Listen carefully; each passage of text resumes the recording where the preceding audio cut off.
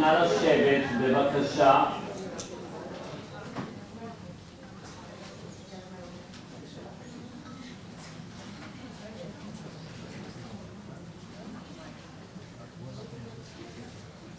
אני אציג את עצמי, שמעון אוחיון.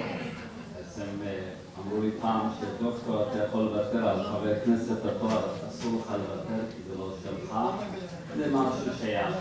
אז חבר הכנסת שמעון אוחיון, שאני משמש כיום כיושב ראש ועדת ההיגוי של מרכז דהאן, לאחר שהייתי שנים רבות כמנהל מרכז דהאן. אם כן, ברוכים הבאים ליום עיון מיוחד. פעם ראשונה אני מודה, פעם ראשונה שמרכז דהאן זוכה סוף סוף בת שבע לפתוח ולקיים יום עיון על קהילת יהודי קוצ'ין, ואני מאמין שזה לא יהיה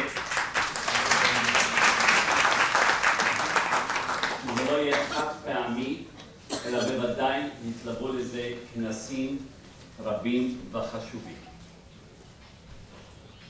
כבוד מזכיר השלישי בשגרירות הודו בישראל, מר אלדוס פונוס. ידידנו וחברנו השותף לארגון יום עיון זה, דוקטור נחמיה שחר, יושב ראש מועצת יהודי קוצ'ין.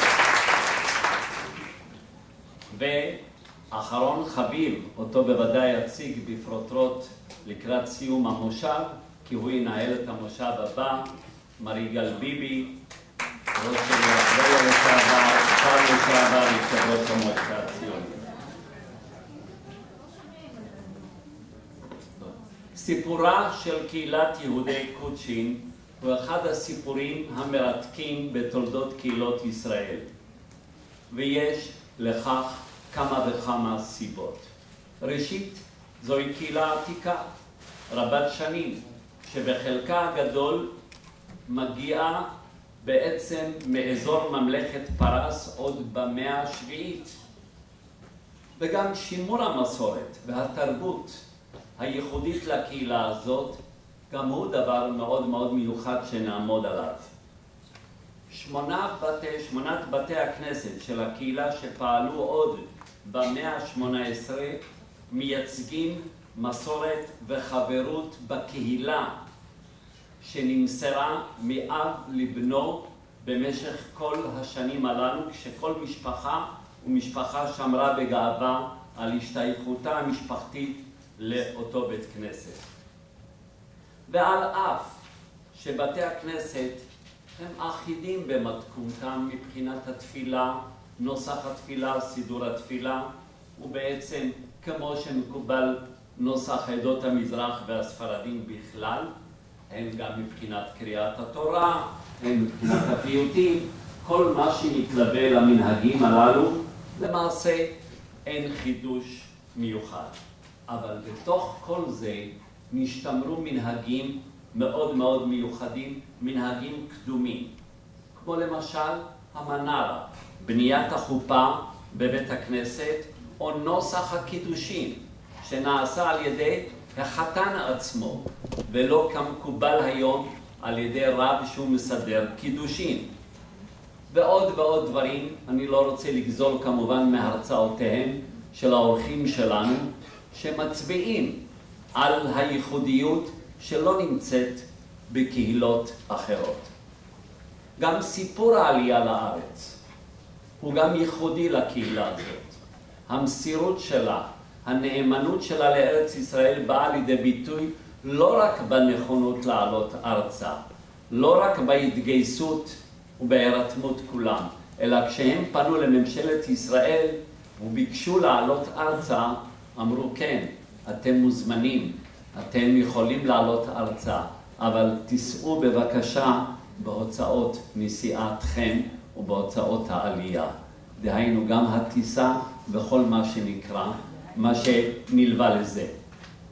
וקהילת יהודי קוצ'ין, לא הייתי אומר קהילה עשירה במיוחד, מצבה הכלכלי, כמו בכל קהילות ישראל, יש בה כאלה, וכאלה מצבה הוא טוב, אבל הוא בכל זאת נדרשה ונענתה. שילמה את הוצאות עלייתה ארצה. מעטים מאוד מבני הקהילות, אני מכיר כמה, אבל כקהילה שלמה שמתגייסת ועושה את הפעילות הזאת, זה מראה גם על המסירות ועל הנאמנות שלה לרעיון להתיישבות בארץ ישראל. ומכאן, כמובן, גם העלייה לארץ, תוך שמירה על הייחודיות ושילוב שני הדברים, ההתיישבות העירונית וההתיישבות הכפרית. ההתיישבות במושבים כמו נבטים, מסילת ציון, אביעזר, תעוז, כפר יובל, וכל זה ליד התיישבות עירונית כמו אשדוד, באר שבע וראשון לציון ועוד. אבל תוך כדי שמירה על הייחודיות של הקהילה הזאת. וזאת באמת מטרת יום העיון שלנו, שאנחנו נציג בפעם הראשונה, הזמנו מרצים שיספרו לנו קודם כל על תולדות יהודי קוצ'ין, על קדמותם, מידת קדמותם של יהודי קוצ'ין, על בתי הכנסת שלהם, על התפילה, על הספרות, על מקומן של הנשים בקהילה הזאת והייחודיות להם, ובסופו של דבר כמובן פרק לא פחות חשוב, ההשתלבות שלהם, ההשתלבות של יהודי קוצ'ין בהתיישבות בארץ. לפני שאני מזמין את הדוברים ואת המזכיר מהשגרירות הודו בישראל לברך, אני רוצה להודות לכל מי שטרח ועמל ושידך וטיבך, ובראש ובראשונה לבת שבע אפרים.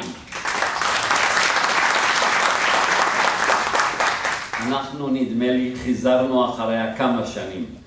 5 שנים, את אומרת, אל תעשי ככה 5 שנים, נורא מפחד. בקטע הזה, נורא צוחק, אבל אנחנו כ5 שנים, אני חשבתי קצת יותר, אבל לא משנה בעניין הזה, אבל זה יצא לדרך, ותודה לך, בת שבע, על ההירתמות ועל הסיוע.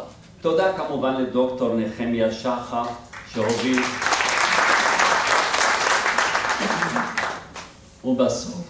ולבסוף, איך אפשר שלא יד ימין המנהלת האדמיניסטרטיבית בפועל, מי שמובילה את הפעילות היומיומית, השוטפת, כמובן, אורה קובלקובסקי במרכז, ועל ידה חברתנו לעבודה בתוך הצוות שלנו, הגברת איילת חזן. כולם יבואו על הברכה ונאחל לנו יום עיון פורה שמבטיח לנו גם תיאבון לעוד ועוד ועוד המשך. אני מתכבד להזמין את המזכיר בשגרירות הודו בישראל, מר אלדוס פונוס, לשאת דברי ברכה. בבקשה.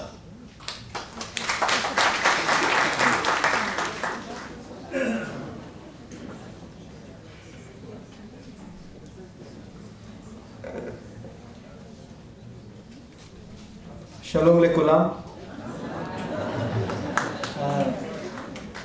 עברית לא הרבה זמן, רק אולי דקה או 2 דקות. כשאני קיבלתי הזמנה, חשבתי שאני אדבר בעברית, אבל אני התחלתי לכתוב בעברית, אבל הבנתי שפה לא קלה, זה קשה מאוד. אבל נמי דיבר לי, אני צריך לדבר קצת בעברית. לכן אני חשבתי שבהתחלה אולי לדקה אני אדבר בעברית. אבל עכשיו אני יודע, אם אני אמשיך בעברית, זה מציק. אני לא רוצה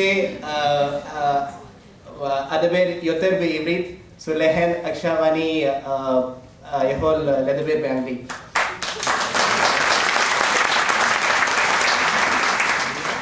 First of all, it's my privilege to have come here, and since I started off with Hebrew, let me say I'm very proud to say that I come from the same place from where the Jews of Cochin, known as the Cochini Jews, come from. And what really startles me is the fact that the Cochin Jews and I have the same mother tongue, the language called Malayalam. But the way the Cochini Jews speak Hebrew and the way I speak Hebrew is not comparable at all. I think this is just one of the examples to show how well the Cochini Jewish community has integrated into the country Israel with the Israeli culture and how they live as Israelis. I think I would just like to highlight a few aspects of the Cochini Jewish life in Cochin and how well they have integrated in the Israeli society. Whenever I go to Shukha Karmel, from my looks, from my Hebrew, they understand that I'm a Yehudi. So the first question is, Acha Yehudi? I answer, Ken ani Yehudi. Efo be Hudu. I mean, I say, Darom Hudu. Acha me Cochin? So I tell them, yeah, ani be Cochin. So, Acha Yehudi? I tell them, ani lo Yehudi. Yesh anishim lo Yehudi be Cochin.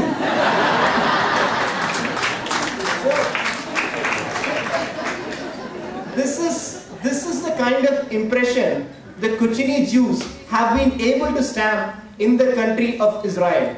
Wherever I go, they know that there is a Cochini Jewish community there, and the community has very well integrated into a society. That is why wherever I go, I am recognized as a member of the Cochini community rather the Cochini Jewish community. Then I have great difficulty in explaining to them there are people who are non-Jewish, who are from Cochin. With great difficulty I explain that. And just to say about a few aspects about the Cochini Jewish life in Cochini Jewish life back in Cochin. All of you know that India has been a country that has been very hospitable to the Jews. For more than 2,000 years, the Jews lived in Israel without a single instance of anti-Semitism. They have been able to showcase their traditions. They have been able to proudly protect their culture, their traditions, their heritage, and move forward. But I think in Cochin, they were able to gel well with the local society, and they were not just living there. They were able to flourish there. They were able to prosper there. All of you know that Joseph Ramban received several privileges from the then king of Travancore, from the then king of Cochin. And this shows as a community how the Cochini Jewish community had flourished in the city of Cochin. And the privileges given to the Cochini Jewish community, it is stated in the plates that it would last as long as the sun and the moon would exist. So this is just an example as to how enterprising the community was there back in Cochin. Another example, the particular spot to which the Cochini Jewish community is believed to have landed is called Kodungalur. Now it is called as Kuranganun or Muziris. The speciality about the place is that it is a place which is equally important for the Muslim community, for the Christian community, and the Jewish community. Muziris is the port or the place where the first mosque in India was built. It is also a port where the Syrian Christians from Syria are believed to have arrived to the state of Kerala. So, the Jewish community in Cochin, they were able to gel well with the other religions, with the other communities, and lead a very secular and communal life in complete harmony with the local cultures and the local traditions. Now, as a community, how far the Cochini Jewish community has been able to integrate in the country. Just to cite an example, Mושב Nevatim. Mושב Nevatim, at the start, of course it was in the midst of a desert, at the start there were several communities who tried to establish themselves there. but they could not because the conditions were hostile. It was the Cochin Jewish community who came to Mושב Nevatim with their hard work and labor. They started farming on that place, and the place prospered, the place grew, the place flourished, and this Mושב Nevatim, which we see now, is because of the hard work and the labor of the Cochin Jewish community. And as a child, when I grew up, I always heard about the Jew town in Cochin, about the synagogues in Cochin, and as a child, I was always fascinated by the community as such, because I had rarely any interactions with them. My interactions with the Cochin Jewish community actually started after coming to Israel. Then I started reading more about their culture, more about their traditions. And if you see, the gentlemen and ladies sitting in the front row wearing such colorful dresses, this is a unique symbol of the Cochin Jewish community. And these artifacts are showcased even in the Israel Museum as well. And this is something which each and every Cochin Jew can be really proud of. The kind of traditions, the kind of culture, the kind of heritage that you have inherited from your forefathers. And this heritage and cultures which you have inherited from the forefathers, after coming to Israel, you never gave them up. You were still preserving. I know senior members of the Cochin Jewish community who are still so much in love with Kerala, the place where they come from. Even as they completely respect, completely love, and is very happy to be in Israel. They have somehow been able to balance the best of both their Cochin Jewish heritage and their Israeli heritage. This is not a very easy sight to find. And I think so much credit is due to the organizers for organizing such a convention. The importance of such a convention is not just in letting people know that there is a community called Cochin Jewish community, but it is in making the youngsters of the community aware of their proud and rich heritage. It is the youngsters that the community should try and tap. It is a spirit that we should try to invoke in the youngsters so that they remain to be proud of their Cochin Jewish heritage. I think the objective of such conventions should be that to keep youngsters in the loop and to make them aware of their tradition and cultures. Before I wind up, just one more thing. I would say Cochin Jewish community is one of the 4 communities from India, and from last year we have been trying to bring all the Indian Jewish communities to do certain joint projects for themselves, and it was as a hard work of the Indian Jewish community we were able to showcase the first Jewish National Convention. And I'm sure all of you would have known by now, we are planning to have the second Indian Jewish National Convention in Mושב Nevatim on August 21st. I hope the same kind of enthusiasm and the same kind of support you have extended to the organizers of the conference would be extended to the organizers of that function. I mean, the organizers of this conference and the organizers of the second National Convention are exactly the same. The same kind of love, the same kind of cooperation is expected in that convention too. So I request each and all of you to support the leaders of the Cochin Jewish community in all their endeavors and in all their activities to link both the countries together, to link India and Israel together. I think maybe before I wind up, just maybe a couple of lines in Malayalam. ഇസ്രായേലും ഇന്ത്യയും തമ്മിലുള്ള ബന്ധങ്ങൾക്ക് ശക്തി ഉറപ്പിക്കുവാൻ വേണ്ടി ഇവിടെയുള്ള Cochin Jewish കമ്മ്യൂണിറ്റിയുടെ സേവനങ്ങൾ എന്ന് പറഞ്ഞാൽ ഒരിക്കലും മറക്കാൻ സാധിക്കാത്തതാണ്. ഭാവിയിലും ഇതുപോലെയുള്ള പ്രവർത്തനങ്ങൾ ചെയ്യുവാൻ ഇവർക്ക് സാധിക്കട്ടെ എന്ന് ഞാൻ പ്രത്യാശിക്കുന്നു. നിങ്ങൾ ഓരോരുത്തരും അവർക്ക് വേണ്ട രീതിയിലുള്ള എല്ലാ തരത്തിലുള്ള സഹായ സഹകരണങ്ങളും ചെയ്തു കൊടുക്കണമെന്ന് ഞാൻ അഭ്യർത്ഥിക്കുന്നു. With these few words,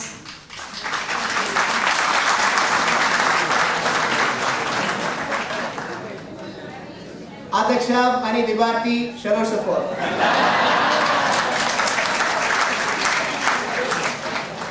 With these few words, let me wind up my speech. And before I wind up, again, all credit to the organizers of the conference. They have done a wonderful job, and thanks a lot for inviting me. Shalom, ningalke avarkku vinitha namaskaram.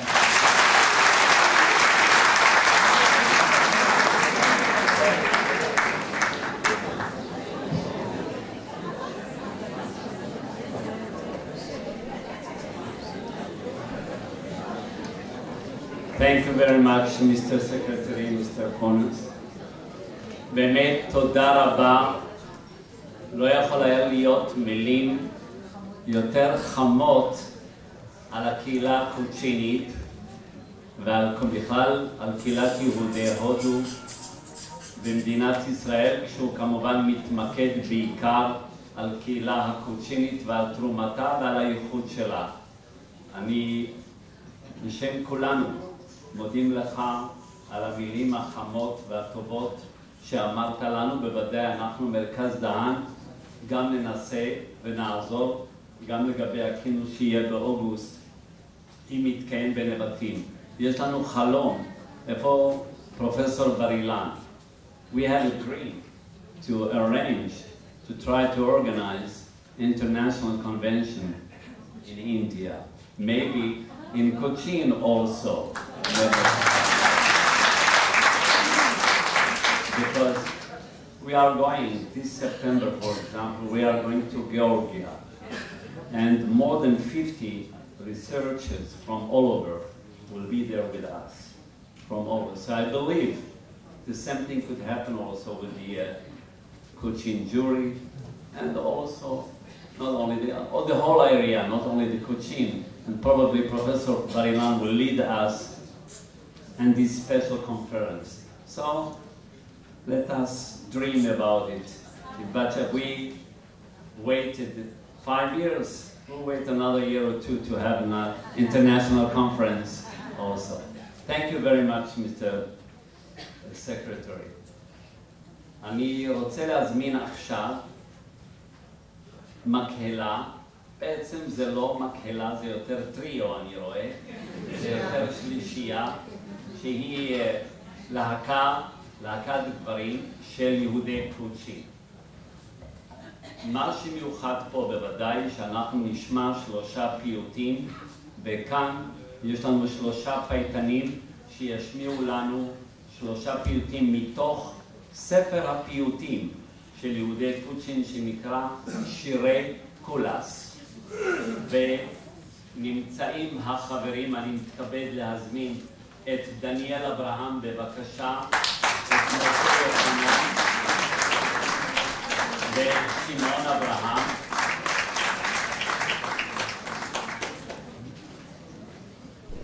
כבר קיבלתי הסבר על הלבוש החגיגי המיוחד שנקרא קאפה, שהוא לבוש גם חגיגי שנכבדי העדה גם היו לובשים גם באירועים מיוחדים. כאמור נשמע 3 פיוטים והם יפתחו בפיוט קומה השם למנוחתך שמושמע בזמן הוצאת ספר תורה. בבקשה.